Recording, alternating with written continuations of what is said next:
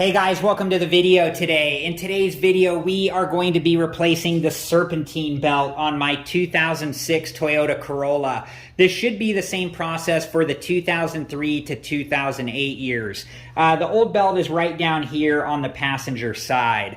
So the story on this belt is a few years ago when I replaced my alternator there, I was going to replace the belt too, but it looked okay, so I didn't end up doing it. These should be inspected regularly and replaced as needed. And so this one is way overdue. So we need a few tools to do this, and we need to do a few things. So let me talk about what we need to do really quick. We need to disconnect the battery first. I do have a video showing how to do that I will link at the end of this video. We need to remove the valve cover here just so we have a little bit better access. And to do that, we need a 10mm socket and socket wrench. And the open-ended wrench is for the battery there. It's a 10mm as well. We have our new Serpentine belt, and then we have this Serpentine belt tool here.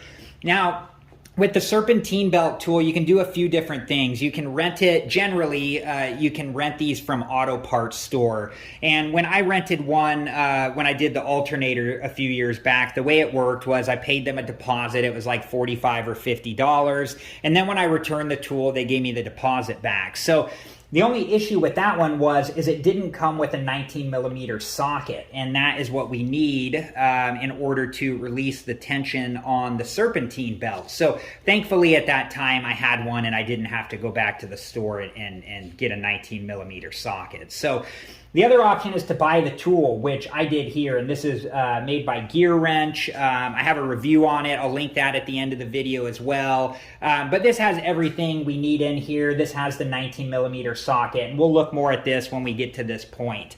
So make sure that you take the proper safety precautions when you do this and wear the proper safety equipment. Let me go ahead and get mine on now, and then we're going to go ahead and get started. All right, guys, so first thing, disconnect the battery, and I've done that, and I have a video showing how to do this that I will link at the end of this video if you want to check it out. And then next, loosen up the two 10mm bolts here on top of the valve cover, and once you've done so, this just lifts right off like so. All right, guys, so a couple things I want to show you here really quick. There's the old Serpentine belt down there, and one thing you notice right away is there's just not a ton of room to work with. And isn't that always the case? There just never is. So right back there, and I'm going to put an arrow here, but that is the tensioner pulley, where we put the 19mm socket to loosen up the tension on the Serpentine belt so we can get it off. So the first thing we want to do is draw a picture of all of our pulley system there so we know how to get the new belt on. So I'm going to do that really quick, and I'll be back to show you guys my drawing. All right, guys, so here is my Serpentine belt drawing. I know it's pretty good, isn't it? So the way we're going to work this is we're going to start down here, and then we're going to work this side first. This area is the hardest here, so we want to work that when we have the most slack. And then we're going to come up here, and we're going to work this part here and leave the last little bit of slack right here to put around our alternator belt there. So let's go ahead and head back over, and I'm going to show you how the Serpentine belt tool works, and let's get the old one off. All right, guys, here's what the Serpentine belt tool looks like when it's all set up. We have the extension arm here, the ratcheting wrench, and the 19mm socket. So let's go ahead and bring this over to the tensioner pulley, and we're going to put it on the 19mm bolt that I showed you guys earlier in the video. All right, guys, let's go ahead and put the Serpentine belt tool on the 19mm bolt on the tensioner pulley.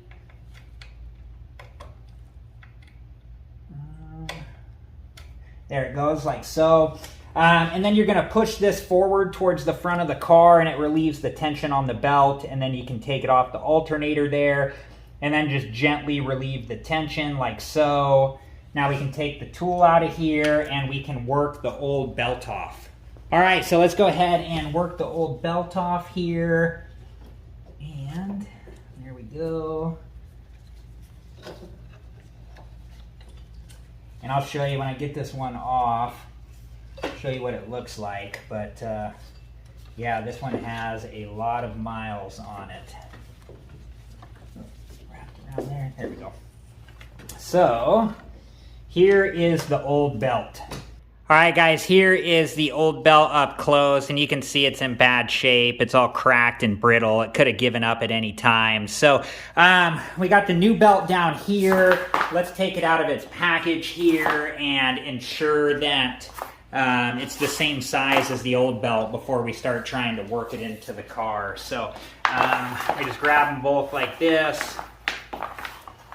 And yeah, those are the same size. So, okay, let's head back over to the car and we'll start working in the new belt. All right, guys, so this is the hard part, getting the new belt on. I already kind of have it down in here. I got my picture here for reference. And just take your time, and you know, it's going to take as long as it takes. The new belt is not as flexible as the old one because it's new. So it tends to want to pop off the pulleys really easily, but just take your time and work from the back, the hardest area first, and forward. And I'll go ahead and keep filming while I'm doing this, and I'll speed it up and play some music for you.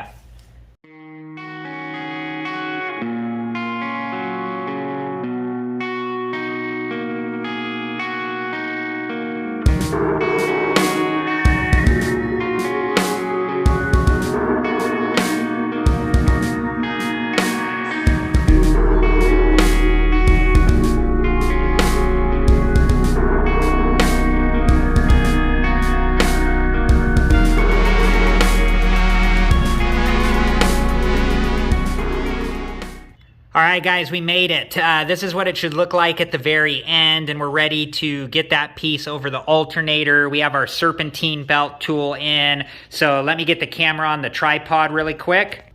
All right, from here, we're gonna get some tension relieved from the Serpentine belt, and then we can take that last piece and just slip it over the alternator like so, and then gently let the tool back and inspect our work here and make sure that everything is in place and it looks like it is. So let's take the tool out here. So now I'm going to get everything put back together. I'm going to get the valve cover on and get the battery reconnected, and then we're going to back the car out of the garage and start it up and make sure there's no issues with the belt. All right, guys, so got everything put back together. We're going to go back this out into the driveway and start it up. Just make sure when you do put the valve cover back on that you don't over tighten these bolts. You want them snug, tight, but you don't want to over tighten them because they're going into aluminum underneath, so you don't want to damage that in any way. All right, let's go ahead and back the car out and start it up and make sure there's no issues with the belt. All right, guys, had it running for a few minutes with no issues, so we are good to go. Let's pull the car back in the garage for a final recap. All right, guys, well, that was it. It wasn't too bad, was it? We got the new belt put on and we got the old one taken off, and I'm glad we did because that old one was in rough shape, and I'm glad, you know, I don't have to worry about it breaking and then leaving me stranded somewhere. So thank you guys so much for watching. I hope you guys liked this video and learned something from it. Please like, subscribe, and comment, and I hope to see you guys in the next video. Have a good one. Thank you guys for watching. Please like, subscribe, and comment, and if you have the time, check out these other great videos.